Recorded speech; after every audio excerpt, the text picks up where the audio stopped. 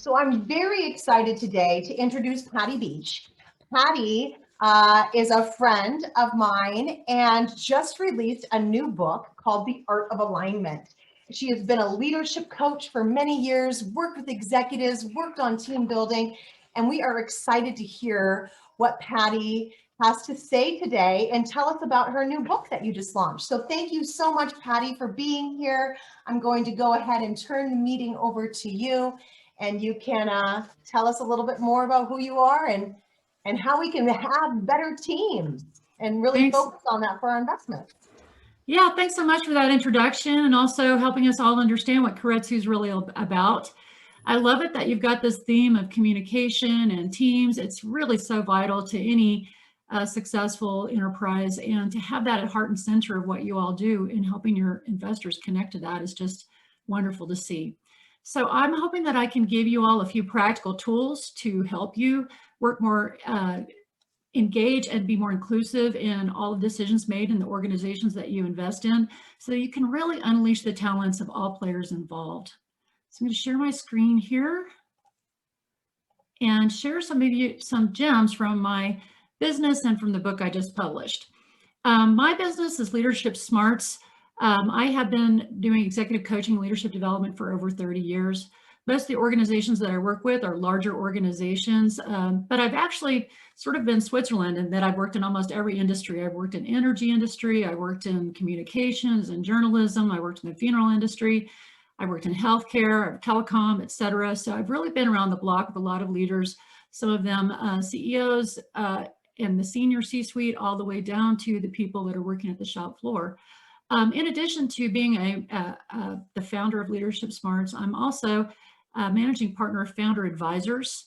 And Founder Advisors is really helping the startup founder in technology access a whole team of advisors that can support them in doing all the work that they need in order to succeed, to bring their ideas to the marketplace.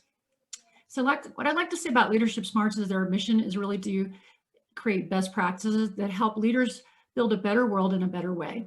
And one of the things that's so wonderful about working with startups is that is really what they're up to. These leaders have a passion, the founders, to take their vision, to make something new happen. And it's so wonderful to get a hold of them early in their organization so that they can really build an organization that can thrive, as opposed to getting a hold of them later in that cycle after they've kind of started to reach that rigidness that makes it harder for them to innovate.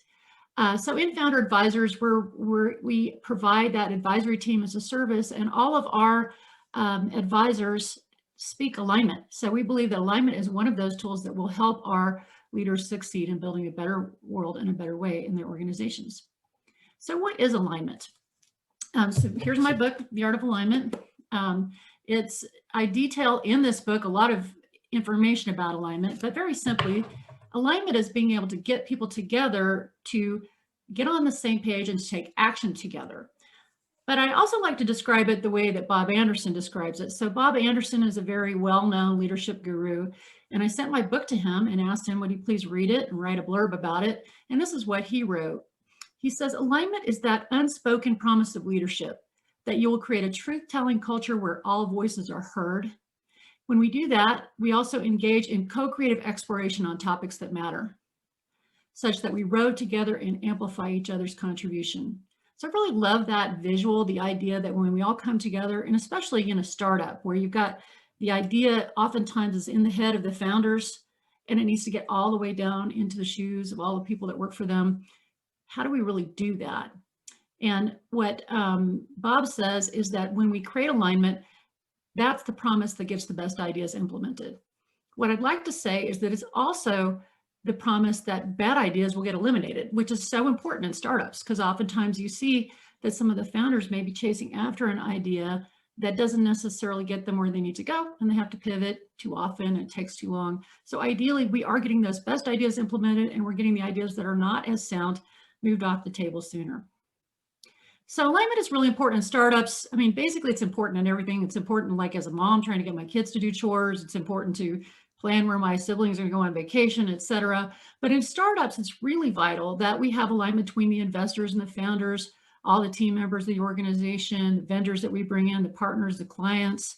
And then what are we trying to align? Mission, vision, values, standard operating procedures, the org structure, strategy, product management. So in a startup, there's just so many things. It's just alignment is like every single day you're doing alignment and alignment and alignment.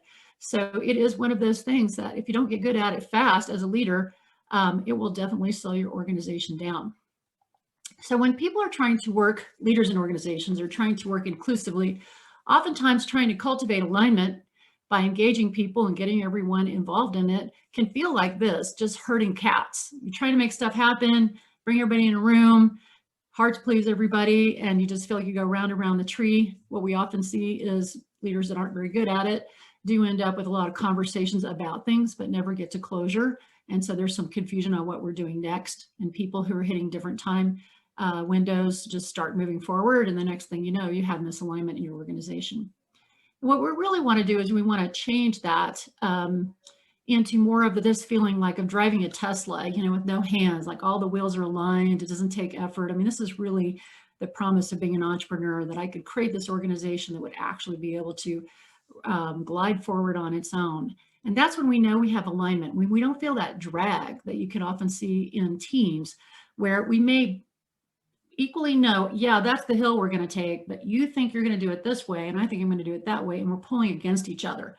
And that feels like that misalignment, like white knuckle driving down the road, trying to get everybody to agree to move forward. So I have created different codes. Basically, I call them memorable success formulas that I like to teach, especially this tends to work well in STEM, where people like formulas, those kind of organizations, tech in particular. They love to have acronyms and formulas so they can remember the different ways to lead more effectively. So what I have done is codified the art of alignment as a skill set that involves 3 principles, 4 steps, and 5 C's. The 5 C's describe process for gaining feedback, which helps us move from divergent thinking to convergent thinking. So we want to encourage divergent thinking, because divergent thinking is where the rich ideas come out, but eventually we need to converge in order to get any group of any size to agree and commit. When we're able to do that, that's what turns ideas into reality. So I'd like to give you an example of a founder that we're working with in Founder Advisors. He has the idea that he thinks is going to revolutionize the insurance industry using a platform which will help insurance brokers engage with their clients. And he spent quite a bit of time really thinking through what was the mission, the vision, the values of his organization. And he wanted to bring that into the team because it got all this funding, bringing all the new people in the room. And he was really kind of under the assumption this would be an easy task. After creating his slides, he could just get out there and put it out there. But what he found was that when he engaged the team around his mission, vision, and values, that there was a lot of work to do to really help them understand it richly enough that they really were on the same page. So often what I see is leaders that bring something out, they bring their PowerPoints or they bring their handouts and they present them to people, and people just kind of nod their heads. They don't really fully engage. And what they don't find out when they do that is that they haven't really got the alignment that they had hoped for. So let's talk a minute about the 3 principles of alignment. The first principle is iterative co-creation. The second principle is the Shuva principle. The third principle is what I call the versatility principle. When I think of principles, what these are is these are the frame of mind that if a leader comes from this frame of mind, they tend to move toward alignment somewhat automatically, even if they're not following the 4 steps and the 5 C's. It just creates that environment conducive to alignment. So let's take the first one, iterative co-creation. So basically the idea here is anytime that we're reaching alignment, we'd like to think it's a one-step process. Just bring everybody in a room, put your PowerPoint up there, present it, have everybody give the thumbs up. But actually what happens is alignment is best facilitated when it's done inclusively and that we're bringing people in to co-create the idea, and iteratively. So oftentimes I may have, especially these days where people are in different rooms or not all co-located in the same office, it might be iterative in that I run an idea by my software developer, and then I run it by the marketing person, and then I bring the 2 of them in the room. And it's this process where we're engaging with multiple teams over the span of multiple timeframes. So I wanted to make this as practical as possible. So I created this expression that if we want to practice practical inclusion and that we're bringing all of these different stakeholders into the equation, we want to make sure that everyone gets a voice, but not everyone gets a vote. So what I mean by that is, as I'm developing an organization, I really want to define lines of authority. And I want those lines of authority to be such that it's not just top down. I'm not just selling and telling. I'm not trying to just get buy-in, but I'm really trying to co-create with my team. In order to do that, I need to allow for all voices to be heard and for that to inform my judgment.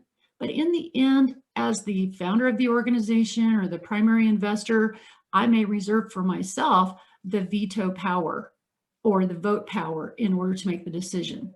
What this does is it gets leaders out of the echo chamber, because oftentimes as a leader, I created this idea. I'm a founder. I'm so in love with my idea that I'm just keep trying to peddle it, so to speak. What we really want to do is help them shift out of that selling, telling, enrolling, buy-in paradigm into, I really want this idea to shift from my idea to our idea. That's where you see the environment of alignment taking off. So here's the second principle of alignment. I call it the Shuva principle. And you may think, well, what is Shuva? It sounds like some sort of Jewish word or something. And I actually do understand there is a Jewish word, sounds like this somewhat, in that vein. But Shuva is an acronym that I created to describe the universal need that all employees have, and really all humans. I mean, this is not unique to the work environment. And it is the need to be seen, heard, understood, valued, and appreciated. So just want to go to that: seen, heard, understood, valued, and appreciated. It starts off with seeing people. What this means is that we want to invite people in the room. Right now we have a virtual Zoom room. So I often do encourage leaders, make sure that you ask people to turn their cameras on. So even in Keiretsu, you might find if you want to have more alignment in Keiretsu, it does help if you're actually seen and you're in the room. The next thing is heard. I think it's very important that when a leader puts an idea out there, that they make sure that they're registering, everyone is giving them feedback, and they're giving everyone an opportunity to speak. Sometimes that can be difficult to do because of the number of people, but there are a lot of tools you can use, like polling, crowdsourcing, chat. There's a thing called Chatterfall where everybody writes their message at the same time. You hit go, and then the ideas get populated that way. The idea for people to bring their voice to the table is really key, whether that's in Slack or it's in chat in Zoom or whatever platform you're using. And the next part is to understand people. If they don't understand you and you don't understand them, how can you have alignment? What we often see is what I would call fake alignment, where people appear to agree, they nod. And I always like to say nodding means nothing. It doesn't mean people agree. It doesn't mean they hear you, and it doesn't mean they understand. It just means they're being polite. So in order to know that you're understood, it helps if you get feedback back and forth to register to make sure that it's going back and forth. Now, the fourth letter is valued. This is really key. As the leader, I want to make sure that I value the person that's giving me their ideas enough that I would allow it to inform my judgment. So it doesn't necessarily mean that I need to go along with every idea that comes up. But if I don't allow it to shape what I think, then I'm not really valuing that person. And the last letter is A for appreciation. This is something that a lot of leaders know that it's really helpful to show appreciation to your employees by, just saying thank you or writing public letters of acknowledgement. There's a lot of different ways you can do it, maybe giving coffee mugs, etc. But something that says you really matter.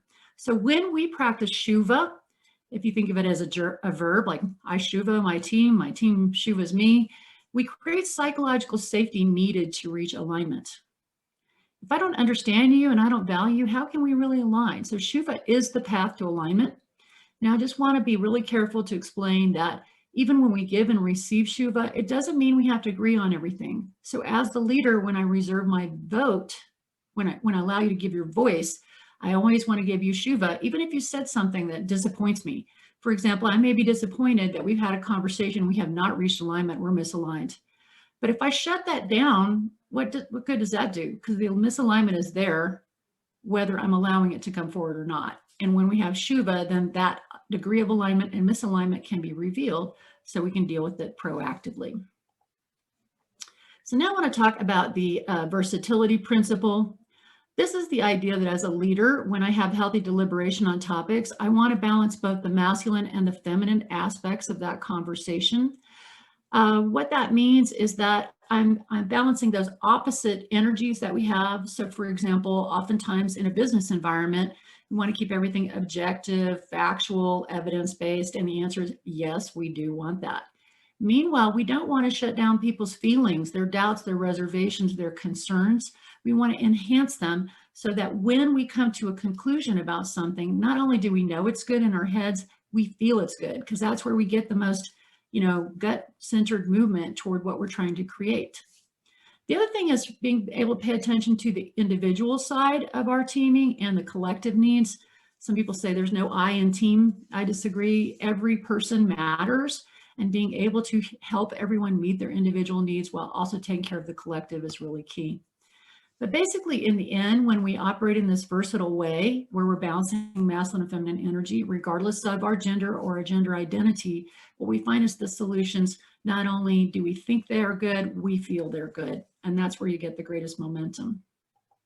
So now I'm going to come to the next part of the equation. I've covered the 3 principles, and I'm going to talk about the 4 steps and the 5 C's. So the 4 steps is the process of moving from divergent thinking to convergent thinking. The first step is proposal, throwing your ideas out there. Just notice the words propose, it's not declare. The more that you put out there, here's an idea, I'd like to get your feedback, that you make it soft, the more likely it is for people to grab onto it, to be able to do something with it to help you improve it. So then we go into the probe stage, which is our exploration around what was being proposed. I have codified that probe step into 5 C's, and generally I recommend that leaders practice them in this particular order so that that dialogue goes from divergent thinking to convergent thinking rather smoothly. And then I'm in a position as a leader to go offline with the ideas that I got from the probe stage, understanding what people understood and didn't understand, what they liked about the proposal through compliments, what concerns they had, what suggested changes they might want to make, and what level of commitment they're at. Then I'm in a great position to repropose a modified, better proposal, which helps shift the dynamic from my idea to our idea, and then move into close. So again, the order for the C's are clarifications. Oftentimes we see people in meetings that something's been proposed they don't understand, and they sit there in the dark wondering what you're talking about. I highly recommend that you always stop and make sure, confirm that people understand you. The next is compliments. I always say you want to praise the baby before you raise the baby. When people put ideas out there, oftentimes it is like their baby that they've gone off and nurtured, and you would never say, hey, your baby, needs X, Y, or Z when you see a baby. You'd always say, oh, what a beautiful baby, and then bring the ideas. So this is a really key part of the formula, is to always have compliments come before concerns. And what this does is it creates this wonderful psychological safety Shuba environment for the next step, which is to talk about concerns. Again, concerns are not critical feedback. They're not complaints. They're bringing forward the risk factors of an idea that need to be discussed. And when people bring them forward as concerns, it feels helpful. It feels worthwhile. Now we go to the next one, which is changes. So now that I've voiced my concern, I'm in a position to come up with great changes that could support a better proposal. So oftentimes we say, okay, that's your concern. What might you do differently in this case to avoid that concern? And then the next step is to test for commitment. Now this is really key. As a leader, I want to make the degree of commitment transparent so I can see where there's alignment and where there's misalignment. So in my book, I detail a process called the Fist of 5, which can make it very simple for you to just find out where's everybody with respect to this, and just say like rock, paper, scissors, shoot. If you're at a 5, you love it. If you're at a 1, you hate it, or a 2, you hate it. So then get those 2 ends talking about what they love or they dislike about it so that we can come closer to agreement and vote again. So with that, I've covered the 3 principles, the 4 steps, and the 5 C's. I know I'm at the end of time, but I just want to let you all know, actually the practical guide, this book, The Art of Alignment, A Practical Guide to Inclusive Leadership, is available on Amazon.